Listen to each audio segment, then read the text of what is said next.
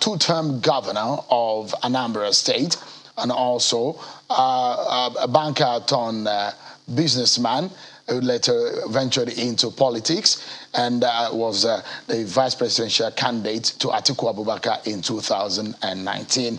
He joins us from Lagos. Thank you so much, Your Excellency, for joining us tonight.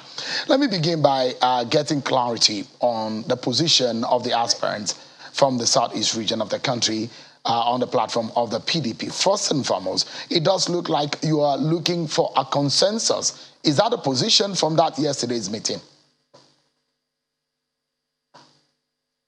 Well, thank you very much for inviting me, and I thank channels for the work they're doing in building a better Nigeria. So the aspirants from the Southeast met yesterday and agreed to work together. Our reason being for better Nigeria, that we work together as a team to ensure that a Southeasterner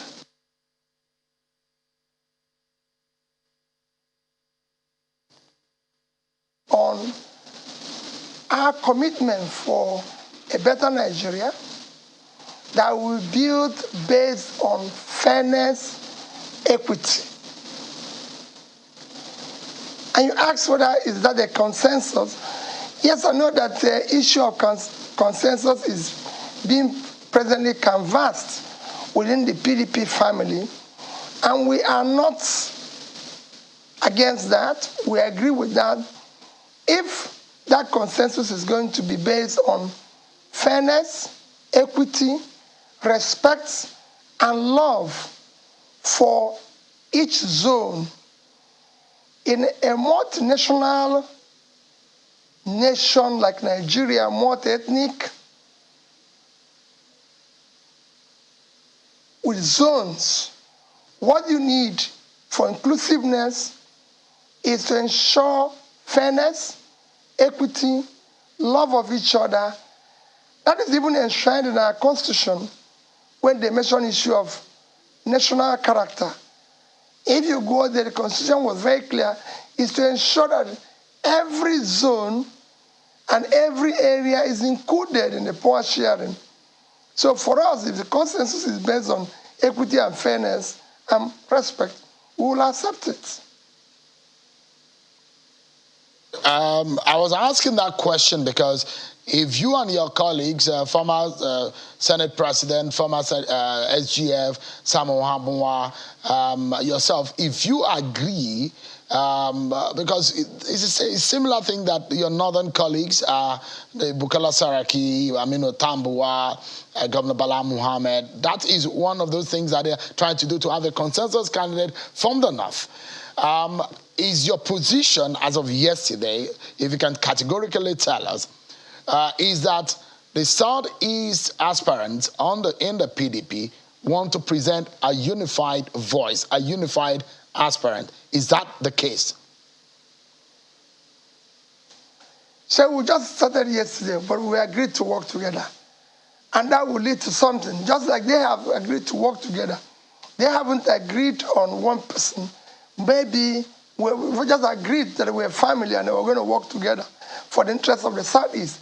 And we're doing that based on fairness, equity, and love of our love for the country and commitment to building a better Nigeria for our children. So in essence, it means that you're coming together to choose one of you from the Southeast. We haven't reached that stage, but we're working together. And we're working very well together, that I can tell you. So, like your colleagues in the north, the Bukola Saraki, Aminu Tambuwal, Bala Muhammad, and Mr. Yatuding also going around and conversing for support. Would yourself and your Southeast colleague accept the consensus option being canvassed by these northern aspirants? That's what I told you, that any consensus that we're going to be reached must be based on fairness, equity, respect, and love of each zone. You know, this is a ethnic nation with zones. Each zone has to be included. Everybody has to, this is politics. It comes with consultation, dialogue, respect, and everything. It's not something that it's something you just order or direct other people or say you're going to do it by force and everything. In politics, it's about consultation and negotiation, which is why they're going around. We will do exactly the same thing to ensure. And we've always supported other zones. We've always been with them. And we think that it is time for them to reciprocate. So we're going to do it with mutual understanding and respect of each other. But we just started yesterday, so it don't start, it's politics. We don't start today and end it today. We just started yesterday. Because I know as a politician, as a former banker, and a strategist also, you like to put your cards on the table and see what your options are. And I'd like to ask you, should your colleagues in the Southeast not get the flag bearer mandate from your party in the end, because your party determines where this can be zoned, isn't it? Would your zone or yourself or some of your colleagues accept from the Southeast the running mates mandate? Well, Shem, let me start by correcting. You said a banker turned businessman and then politician. I think it's the other way around. I'm basically a trader who actually found myself in the corporate world on the board level and then found myself in politics. But I remain famously a local Onitsha-based trader, which I do, and can classify me as anybody who is in Balogu or area or Alaba. That's where I belong. That is why I've always spoken about what is happening with the economy. But for your question, issue of running mate, you don't discuss issue of runner-up or running mate when you're in competition. It's like nobody enters the competition accepting to be second or third until the competition is over. We are there to win. We are not there to start. We are not there because we want to negotiate this. I know you love football. Do you think any of the Premier League club enters into the competition to be a runner-up or to make the best five for this? They are there to win. We're there to win. So let me allow you, Your Excellency, to listen to this. The Ohanese, perhaps the highest ranking socio-cultural group in the Southeast, have come up to say, this is the time of the Southeast. A lot of people of the Southeast extraction have also come up to sort of criticize what has not been a public position of the party on the issue of zoning, based on what we are hearing that the party may have thrown it open.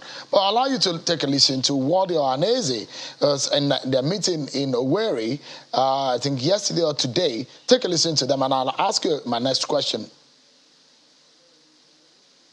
It is now obvious from every indication that Ndi Igbo have also cried enough about their marginalization. It should also be clear to the political class that the time has come again for them to wipe out this another historical tears that has befallen Ndi Igbo as a group.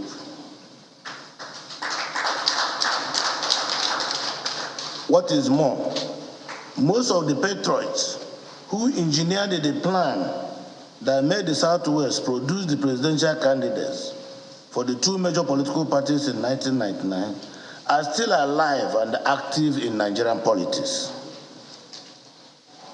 That same underlying love for the country that inspired them to do what they did for the Southwest in 1999 should inspire them to do the same for the Southeast in 2023. Igbo firmly believe that the diversity of Nigeria has been grossly mismanaged, and the upcoming 2023 presidential election provides an excellent opportunity to redress any sense of exclusion or marginalization felt by the people of Southeast. So, you've heard it. Those who are clamoring, Mr. Obi, if you can tell us tonight, how crucial, how critical is it for the Southeast to have the opportunity to be president in this country in 2023? Well, I hope you heard what they said very, very clearly, Sheun.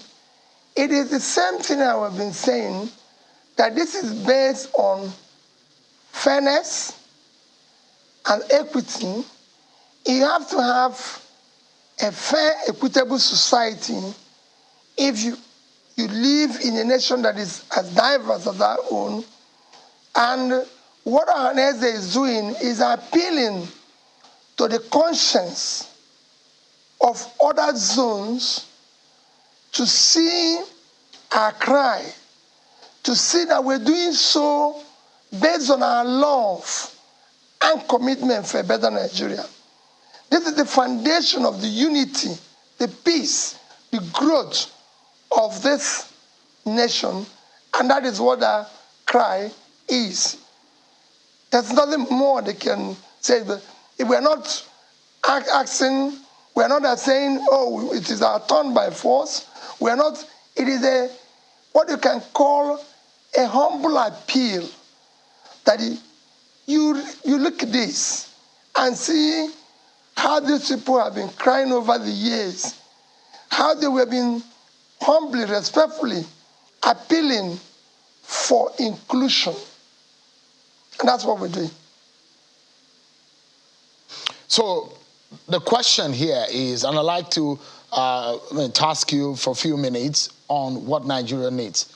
I'm not sure there is any Nigerian right now today, including those millions of those who are watching right now as you're speaking to us, that care about the rhetorics or care about promises. What they want to see is the person who has the idea in getting things done. The problems of Nigerians may be numerous, but it's certain that the crux of the matter is just about a few of them. Now, the question is, Mr. Obi, I'd like to ask you tonight, what do you think is Nigeria's biggest problem? Should the millions of people who are watching you tonight think you have what it takes to lead them? How do you see Nigeria's problem, and what do you think perhaps is Nigeria's biggest problem today? So if I'm to say what Nigeria's biggest problem is, the one singular biggest problem which you're seeing that is affecting Nigeria, especially as we are presently, you can see that is leadership failure. What we're experiencing now is cumulative effect of leadership failure over the years. Leadership that have failed to look at the future, invest in the future, look at it and everything. So what Nigerians want to see is a leader who have the competence, the capacity to genuinely start tackling the enormous problems affecting our country, starting from issue of cohesion and unity. We are so divided today as a nation. There's need to bring us together to love and care for each other. Issue of insecurity, to ensure security of life and property. Issue of the economy, especially tackling the unemployment, which is totally at a level that is unacceptable. Dealing with issues of education. Dealing with the issue of power supply, corruption. The list is endless. A very direct question. So we need to see a leader should you be who will start tackling this genuinely. 2023. The load of a leader.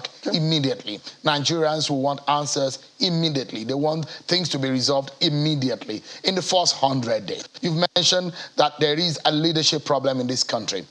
What do you think that the next leader of Nigeria should be doing in the very first few days to resolving or allaying the pains of Nigerians? Sharon, it's not that I don't believe in 100 days.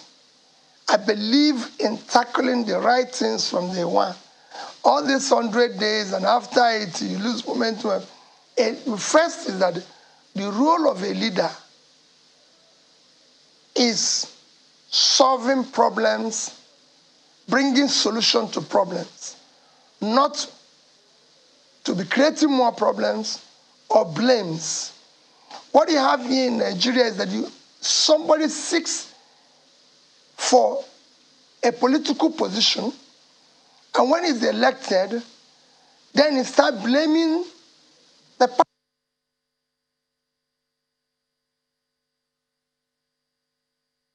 People know the problem. You're elected to solve that problem. And you have to start solving that problem from day one. Let me just give you an example. All right. So, our universities are closed for months. And we as political leaders are not even talking about it. Rather, we're talking about the next election. Our children are at home. It is painful. Our children are at home. At this time when education is the most critical assets for tomorrow. And what is the problem? It is for an agreement that was reached with university union as far back as 2009, 2010. It was agreed then that we're going to be giving just about ₦1 trillion for reconstruction, or what they call revitalization of the universities, which is just reconstruction, buildings, all this, and the infrastructures and the universities, which are decayed. That was agreed far back in 2009, 2010. Call it 2010. So we're talking 12 years now, and the nation agreed to give them ₦1 trillion. They have another set, which is backlog of the allowances, about 100 billion. So in total, I call it about 102 billion. If Nigeria was committed to just this agreement and believe in the value of education, we should have been started paying this here, even if it's annually 100 billion, which we can afford. Or if we cannot, all right, start paying it where we're paying 50 to about, would have been able to pay about 600 to 700 billion, this strike won't be on. But what we've been seeing here is that you agreed something in 2010. By 2022, presidential aspirant on the platform of the People's Democratic Party is indeed enlightening to speak with you tonight, and hoping that in the coming days we'll be able to sit down again and discuss some of your ideas for you wanting to become Nigeria's president. But thank you so much indeed for your time tonight. I appreciate it. Thank you, sir, for having me. Thank you very much. Thank you so much. Well, that's our show for tonight, everyone. Many thanks for watching. I'm Sean Kimberly. Enjoy the rest of your evening.